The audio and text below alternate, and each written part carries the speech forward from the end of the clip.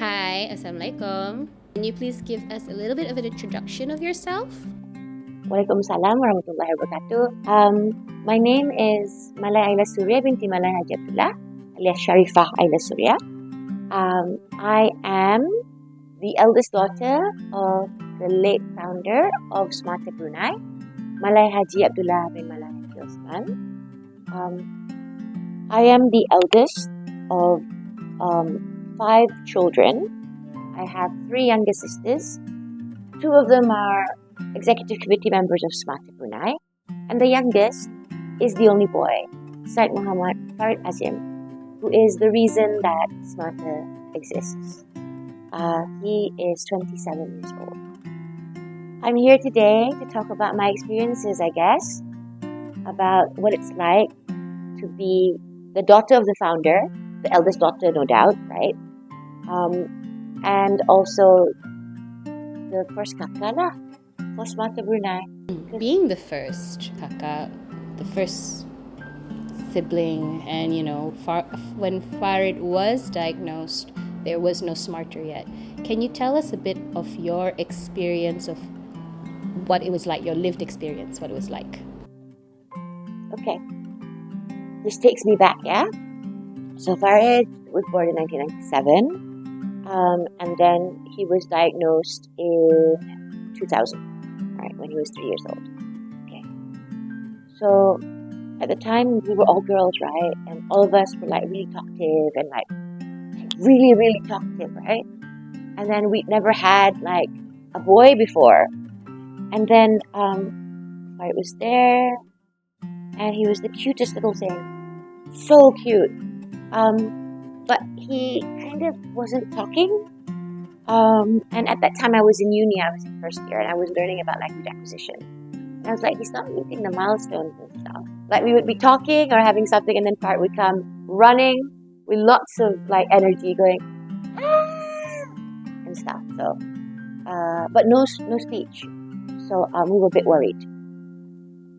The day Farid was, we heard the news that he was diagnosed. My late father, called us all for a meeting, right? And he was like, I have to tell you guys something about your brother. And we're all seated in like around the sofa in the master bedroom.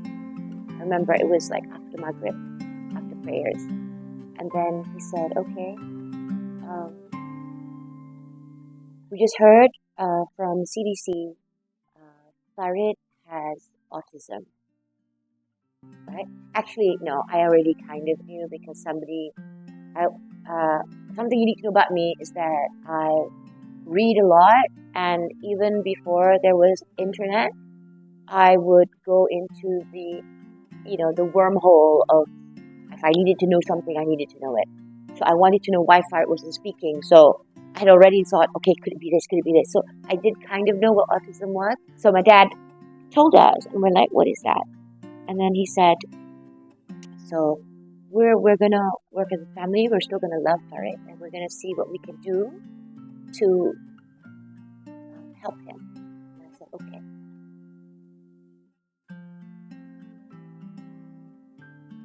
I went to the library. Everybody library dulu was 24 hours. Well, actually, no, it closed at midnight.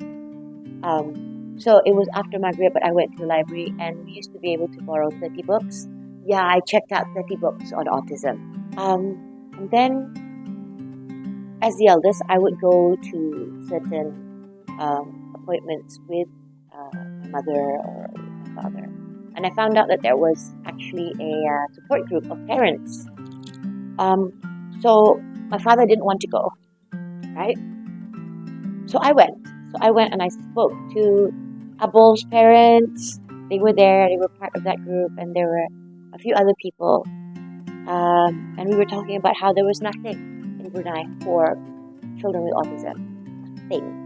I mean, CDC, but as we know, they're stretched, right? We would have like one appointment a month or something like that.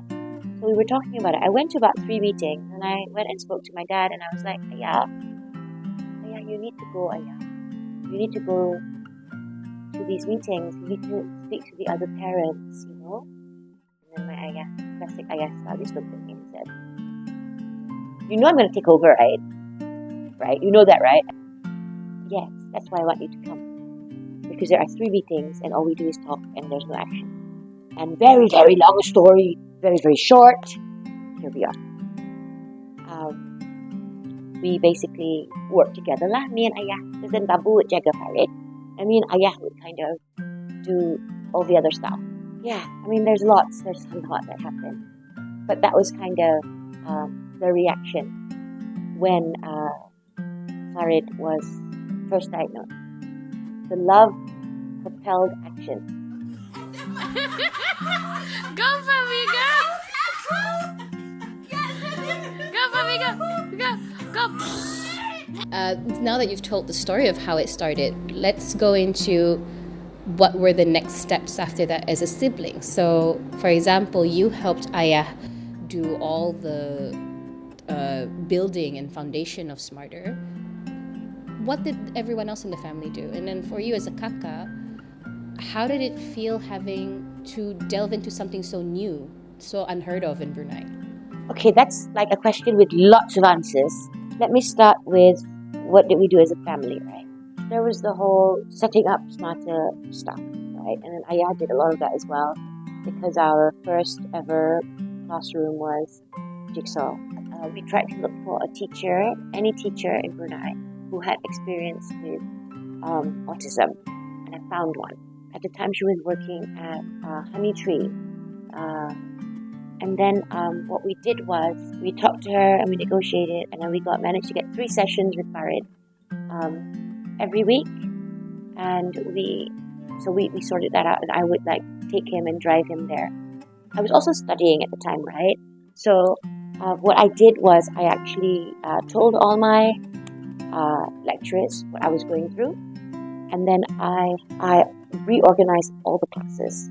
I spoke to all my friends and I said, okay, so I need afternoons off. Are you guys okay with that? They said yes.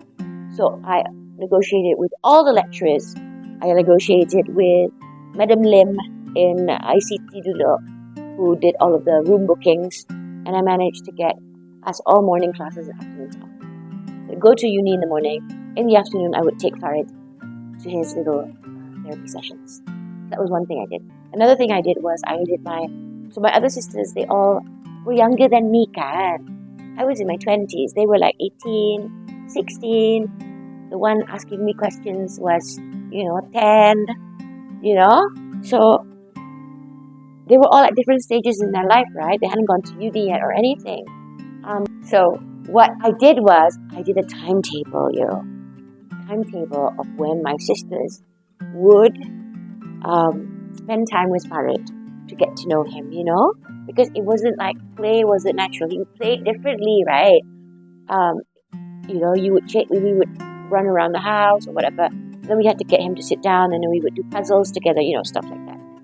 So we had to learn different ways of playing. So I did a timetable and I stuck it on this door, and in the room where it was all of Farid's things, I had organized, so that he could tell the difference between a ball and a butterfly and all that kind of stuff. I didn't put DD on the timetable because she was 10. Oh my God.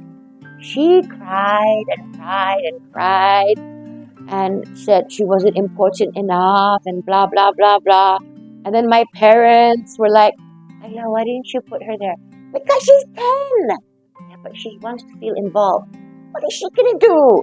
I didn't know any better. And plus, she was annoying when she was 10, But so then I said, I'm sorry, Didi. Then give a big hug. And I said, I'll put you on the thing. So I put her name on the timetable.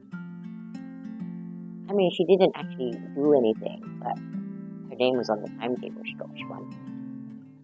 Anyway, so that's like one example of what it's like to be a kaka. I get to please everyone. So how did it feel as a kaka to do something new? Like as a kaka, you're always doing something new. And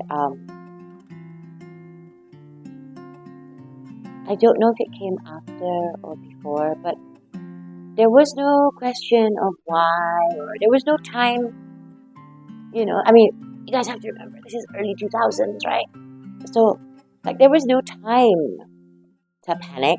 There was no time to worry. There was no time. It was all about doing what we could to help Farid. That was it. So I don't actually remember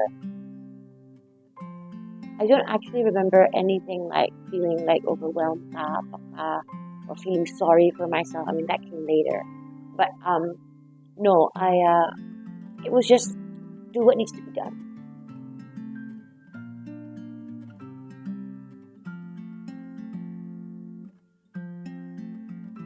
And as a student, so what I did was I looked for somebody. There has to be somebody in this university who has a background in special education.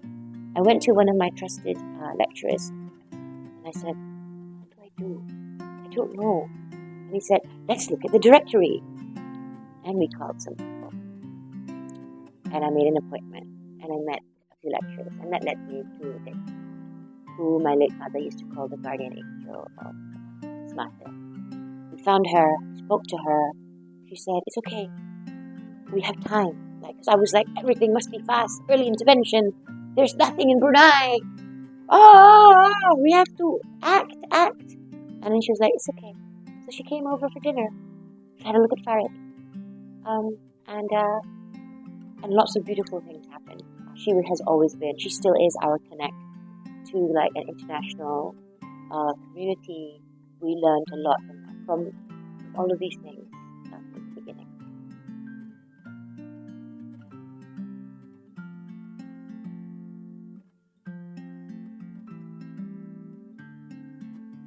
Allah menyusun,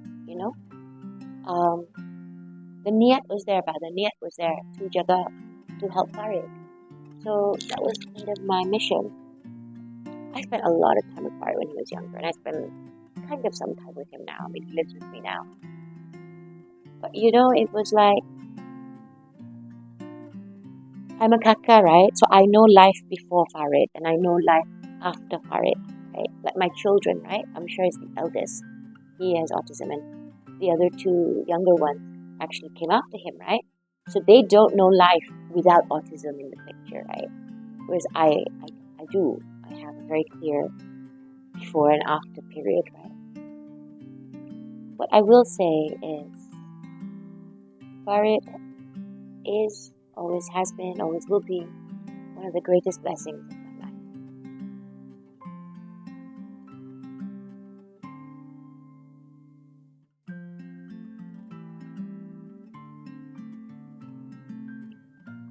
He is the reason for so many things, and he has, my experience being a kaka for him and for other people have really shaped who I am and the life that I have. It has shaped my leadership, my patience, and like simple things like planning, thinking things through. I was like the most mature 21-year-old you'd ever find, right? Because the niyat was for Farid again.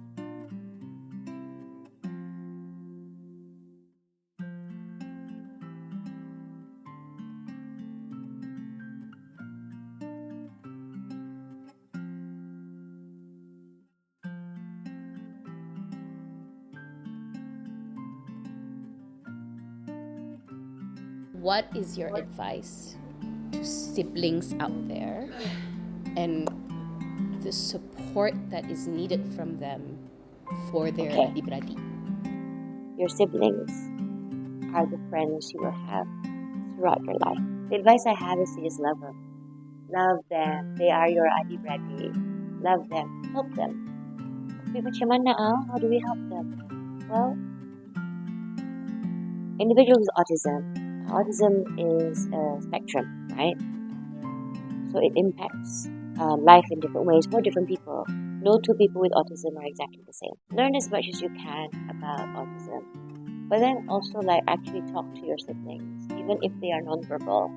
Just because they are non-verbal doesn't mean that they do not understand. Farid Azim is not verbal, but he has the best sense of humor. I'm telling you, okay? And he knows his kakas. He knows what he can get away with. He knows who to bully. He knows all the tricks, okay? He's a clever boy, he just cannot speak. But he definitely communicates. Allah bless your family for a reason. Inshallah. Ingat saja, kurnia dari Allah. It will be, and it's okay to be angry, not okay to hit. It's okay to fight, not okay to hit. Because you're siblings, right? You need to find other siblings so you guys can compare notes. Okay? Happy World Autism Awareness / Acceptance Day / month. It should actually just be every day, right? We should just live it. But okay, don't wear blue. Don't wear a puzzle.